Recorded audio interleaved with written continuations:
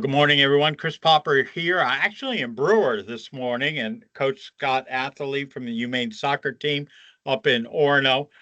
Coach, yesterday started off the season a tough 2-0 loss to Rhode Island. If you would give us your impressions of the game and what went right and what went wrong. Yeah, well, watched the game over a couple times, and when we look at a game, we don't look at it as a good game versus a bad game. We look at the moments, and certainly there were a lot of great moments in the game that we would like to, have translate to the way we play every time we come out. I thought we had a particularly strong start.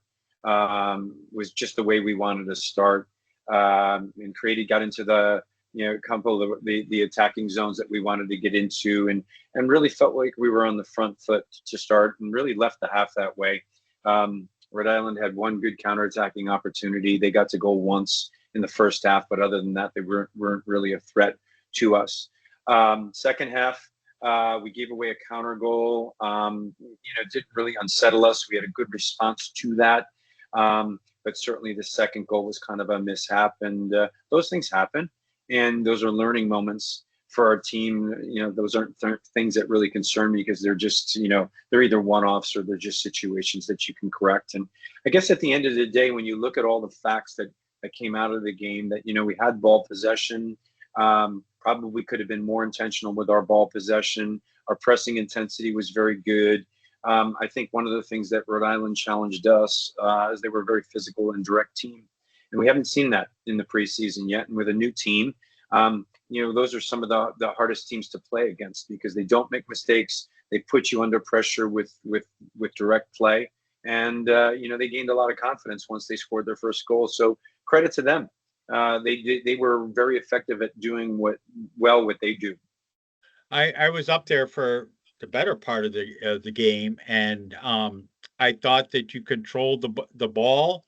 Um, Obviously, that second goal, a little miscommunication between the defender and goalie, and they took advantage of that. But I thought that the ball's in the air, the team was there.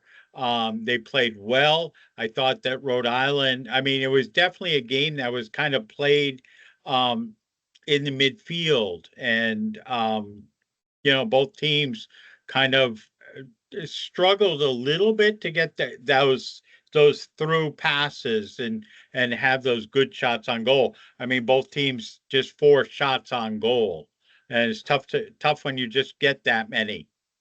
Yeah, well, I think, a couple of things. We doubled the number of penalty box entrances. We had 15 to their 7.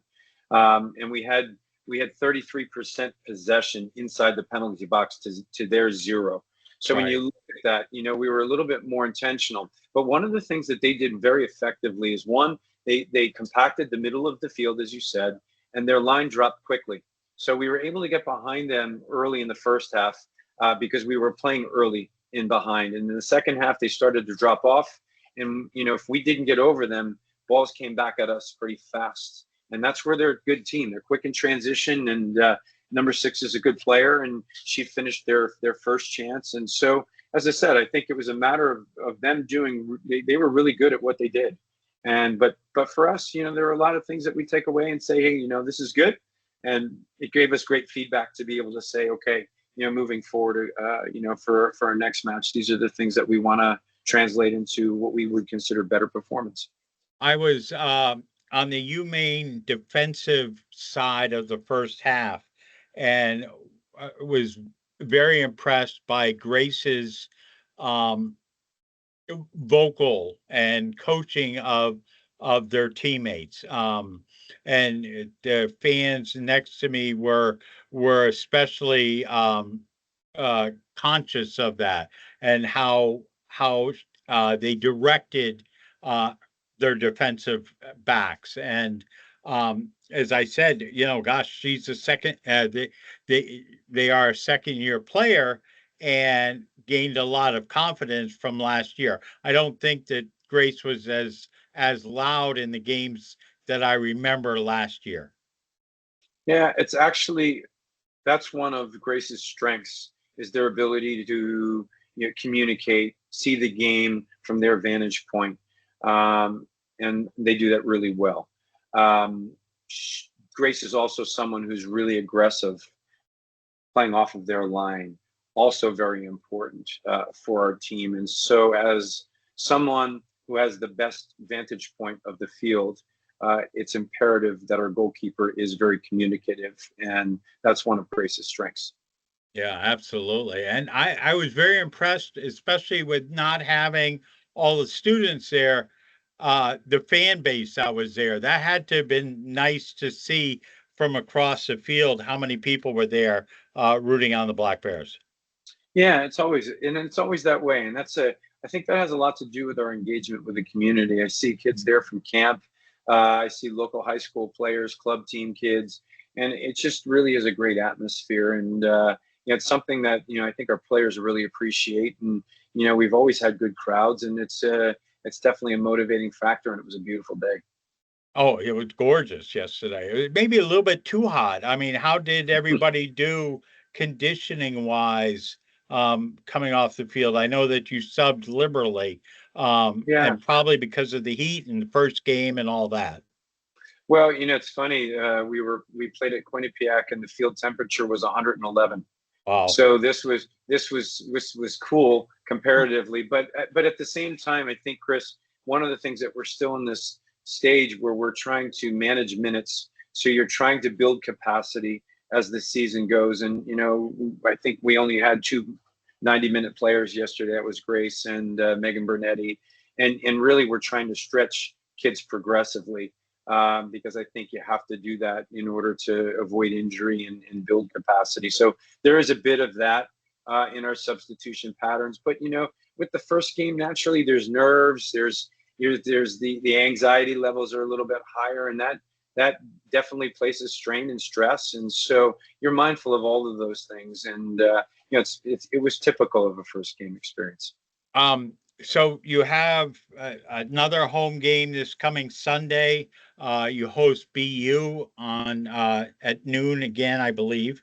And Yeah. so what do you work on? And talk to us about the practice schedule. Was today an off day, Monday, or tell Yeah, us what you're yeah. going through. So today is a day off. We give the players a day off of following a Sunday game. Tomorrow will be what's considered a flex day. So we're going right now through all the physical data, and at 11 we'll meet with the training staff and the sports performance staff, and just really kind of go over each player and which ones we need to manage. And there'll be a 10 or 11 tomorrow that will be really extremely limited. And the rest that didn't play or had played limited minutes, they'll get stimulated and get their high speed running up, and just to really keep their conditioning at what it needs to be for game load. And then we've got Wednesday, Thursday, Friday, and then Saturday. One of the things with a young team, when I did the scheduling, I made sure that we didn't have a Thursday game, Right, holy, yeah. because you anticipate hiccups. And so it's a new team, and a lot of teams are playing Thursday. We're not, and I just felt we would need time to just kind of revisit some things, and be able to use this time to teach, and have that time, because you don't typically get that as the season progresses that way. So it's pretty par for the course for the first game. All right. Well, and it was URI's second game. Yeah. So they had that one game experience, which makes a difference, especially as you said, with younger teams. Coach, thank you so much. Best of luck this week. We look forward to come up there next Sunday, take some photos, and look forward to chatting with you again next week. Same here, Chris. Nice seeing you.